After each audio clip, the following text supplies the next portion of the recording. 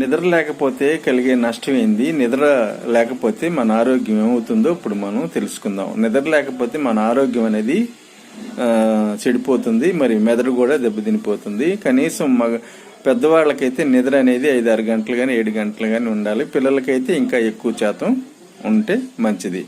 అయితే నిద్ర లేకపోతే మనకు కలిగే నష్టాలు ఏంటంటే, నిద్ర లేకపోతే నీరసం ఉంటుంది, ఆరోగ్యం దెబ్బతినిపోయిద్ది, మెదడు కూడా దెబ్బతినిపోయిద్ది, జ్ఞాపశక్తి అనేది తగ్గిద్ది, మరి చికాగ్గా ఇసుగ్గా టెన్షన్గా మరి ఏ పని చేయలేకుండా ఉంటాము. నిద్ర వల్ల మరి మెదడు అనేది ఎక్కువ శాతం దెబ్బతినే అవకాశం ఉంటుంది.